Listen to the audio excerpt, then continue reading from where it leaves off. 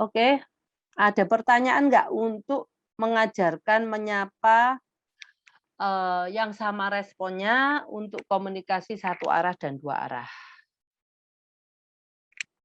Kalau ada pertanyaan langsung aja dibuka mic-nya. Sebentar saya ini ada pertanyaan nggak ya? Hmm, ini ada sharing dari mamanya Cia. Oke.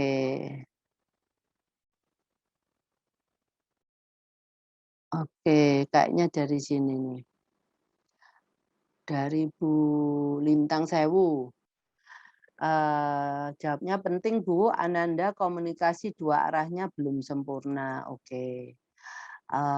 Pokoknya yang penting kita tuh ngerti bahwa kenapa kita harus melakukan ini. Yang penting, eee, alasan di belakang itu, dan juga apa yang benefit, keuntungan-keuntungan yang kita peroleh kalau anak kita bisa seperti itu, dan nanti pengembangannya kemana. Mmm. Dari Bu Mutia, "Bunda, penting Bu, Mas Wafi masih babbling." Oke, yang masih babbling ini pastinya belum bisa menirukan suara dan kata. Jadi ibu dan bapak atau siapapun harus pakai kartu, Bu. Setelah itu ada orang yang di belakangnya mengatakan, ya halo, sambil menunjukkan kartu itu, gitu loh. Nanti gini Bu, ada anak yang nanti dia pengen ngomong, anak ini biasanya itu anak-anak Down syndrome memang ya.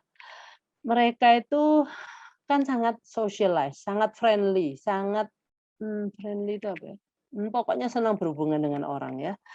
Nah, kalau anak kita, kalau anak special need-nya yang lebih cenderung ke autistik, lebih ke arah agak menyendiri, nggak terlalu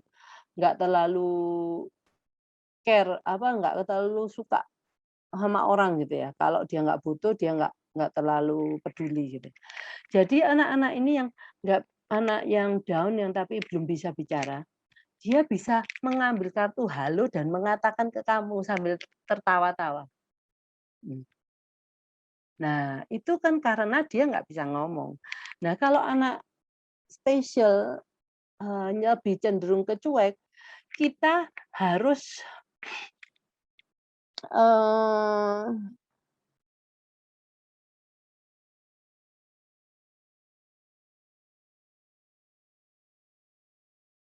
saya kok mute terus ya? Jadi, dari kita yang harus aktif mengajar anak-anak kita, sosial peraturan-peraturan untuk bersosialisasi seperti apa, dan itu mulai dari kita dulu, ya. Terus, eee, jadi untuk kalau yang masih babbling seperti Mas Wafi ini, Ibu harus tahu ya, Bu, ya, harus sediakan kartu, Ibu harus ada satu orang di belakang dia yang akan mengatakan apa yang sebenarnya harus dia katakan. Oke, eee,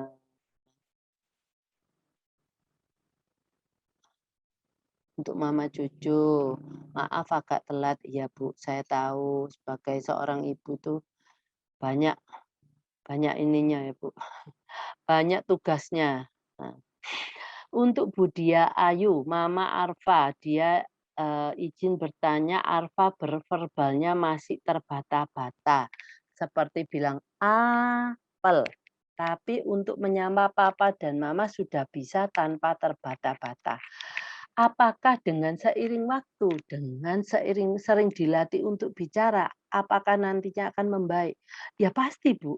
Nah, seperti kita loh, Bu, kalau umpamanya belajar bahasa Rusia, Bu, atau bahasa Korea, pertama kali ngomong ya terbata-bata. Nah, kita kan punya memori otot ya, muscle memory. Itu nanti Ibu kalau mau ngomong apa, kalau itu seperti saya kalau mamanya gini, kalau ibu dan bapak, ada satu kata yang sulit untuk dikatakan, seperti kata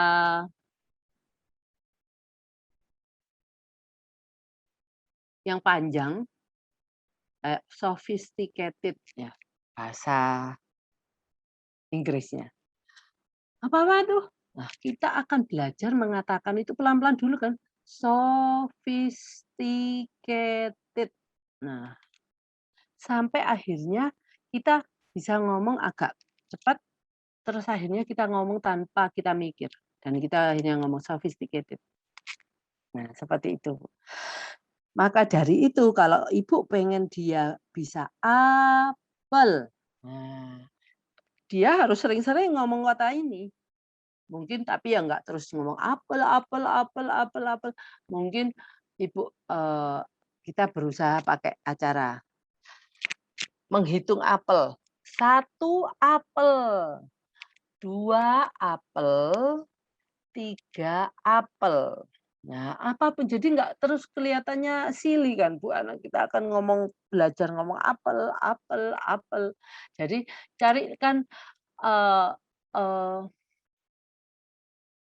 aktivitas yang bisa involve, yang bisa menggunakan kita pakai kata apel. Apel merah, kalau yang itu apa, oh itu apel hijau. Di sana kalau dia, apel merahnya berapa? Coba hitung apel di atas meja. 2 apel merah, 1 apel hijau, 1 apel, eee, hijau dan merah. Nah, apapun bisa, Bu. Jadi untuk Budiawayu Budia Ayu itu dilatih tapi tidak seperti anak kita terus ngomong apel, apel, apel gitu ya. Nah, itu akhirnya dia tuh cuma seperti ini A sama pel ini ya. Itu seperti orang kalau nyetir mobil gigi satu sama terus habis itu mau gigi 2. Nah, untuk orang-orang yang belum bisa apa awal-awal nyetir mobil pasti harus melihat gimana ini, kalau dari gigi satu ke gigi 2 tangan kita waktu memindahkan, kita mau make sure untuk dengan cara melihat. Nah, seperti ini. Mmm, jadi, ya memang itu adalah prosesnya, tetapi memang harus diberikan waktu untuk dilatih. Ya,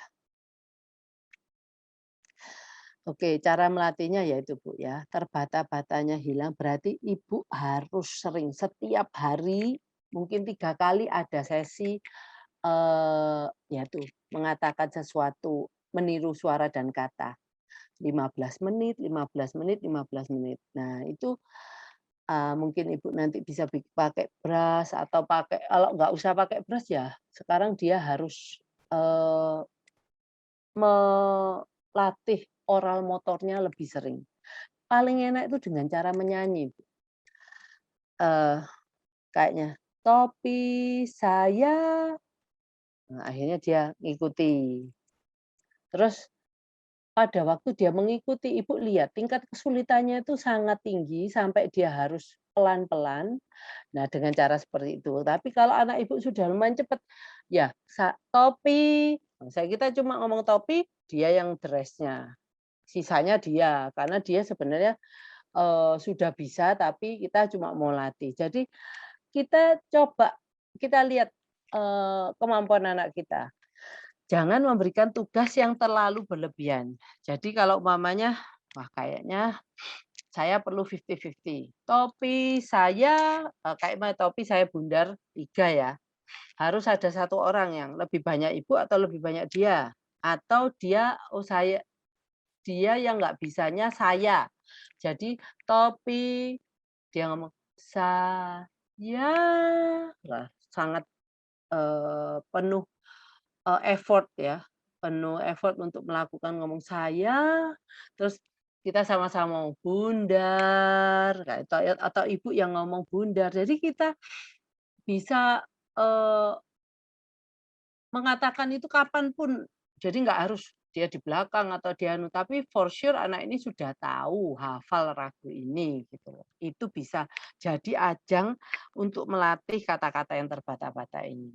Oke, itu salah satu, masih ada banyak kalau Ibu pakai cara-cara yang lain yang mungkin Ibu temukan, nggak apa-apa, Tapi yang penting pokoknya anak kita ngomong terus. Yang penting lagi anak kita jangan membuat anak kita stres, ya.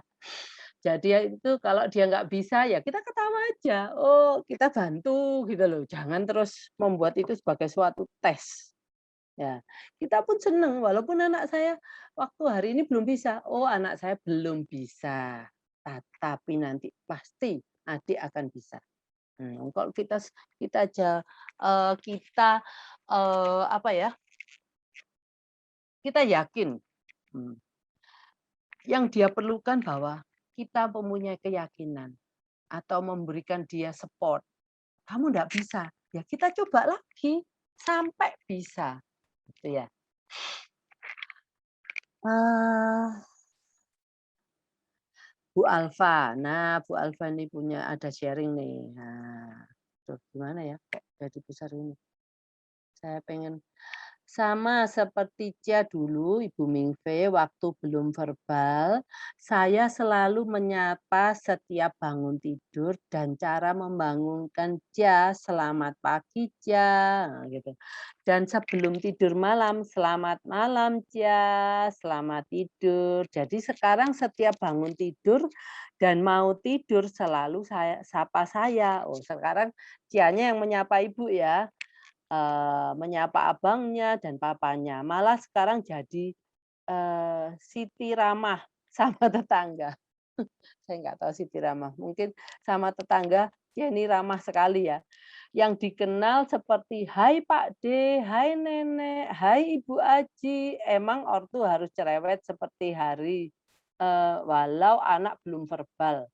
Wis, ini mantap ini, sharing-nya dari Bu Alfa ini mantap, untuk benar-benar Ibu sudah, mmm, apa ya, yakin kan bahwa hal ini akan terjadi seperti Cia. Nah, kalau mau ada apa-apa, mau tanya, tanya aja Bu Alfa ini. Bu Alfa ini banyak pengalamannya dan saya yakin beliaunya pasti dengan senang hati menjawab, apa namanya, berkomunikasi dengan ibu, bapak sekalian di sini.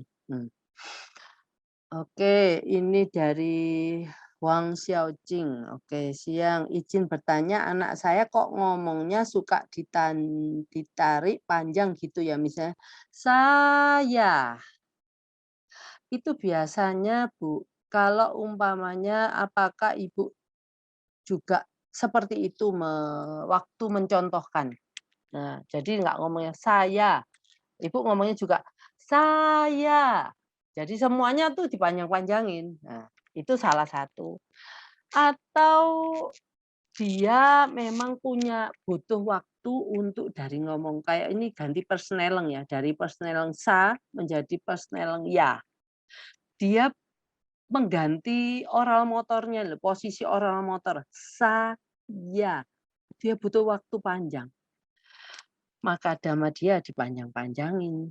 Nah, jadi nanti seiring kalau dia ganti persnelengnya ini semakin lincah di oral motor mulut itu, nah ini akan semakin pendek, gitu ya. Dan Ibu jangan mencontohkan semuanya ngomongnya harus panjang-panjang, gitu ya.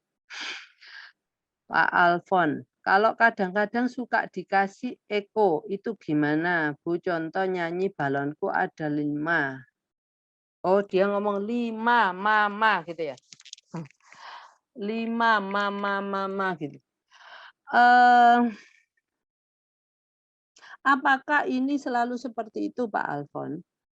Karena, karena di awal-awal dia kan bisa ngomong, "Balonku ada 5." Nah, mungkin dia panjangnya yang nggak bisa atau, selalu dia kata-kata belakang menjadi diulang-ulang gitu. Nah, itu yang perlu saya tahu. Nanti Pak Alfon pasti jawab di bawah tuh. Mama Valeria, Bu Lilianti, selamat sore. Eee eee, Bu Sri Wahyuni, kalau suka nyanyi tapi babbling itu gimana, Bu? Iya, nggak apa-apa, Bu, pokoknya gini, tapi enaknya babblingnya tuh di kata-kata yang sama. Jadi umpamanya anak kita kesulitan ngomong a, i, u, e, o bisa nggak huruf hidup? A, i, u, e, o. Oke Bu, anak saya bisanya ngomong a atau i. Nah, kalau babblingnya tetapkan pakai babbling huruf i. Jadi masih ada kontrol dan dia harus berusaha. Dia i sudah bisa, mungkin I i i i i i i i i i i i. Nah, itu memang dia bisanya huruf I. Nah, tapi jangan babbling yang enggak karu-karuan, karena babbling itu sebenarnya hanya suara yang sekenanya yang keluar dari mulut anak. Jadi umpamanya gini, pada waktu babbling itu dia bisa ngomong gitu loh, Bu. Oh, nah, mungkin sesuatu yang mungkin apa ya, mama, atau ada sesuatu kata-kata yang bermakna. Terus ibu bilang, "Anak saya bisa ngomong, Bu, tapi cuma sekali pada waktu dan itu cuma satu kali dan mungkin waktu nyanyi tiba-tiba yang dia babbling tengah-tengahnya ada ngomong mama," gitu. Nah, itu itu tidak bisa kita katakan bahwa dia bisa kata-kata itu, bisa membuat kata mama dimanapun, kapanpun, dengan siapapun. Karena babbling itu seperti yang saya bilang adalah suara yang keluar begitu saja. Mungkin bertepatan keluarnya mama, mmm, tapi nggak bisa diomong dia bisa ngomong mama, nggak bisa.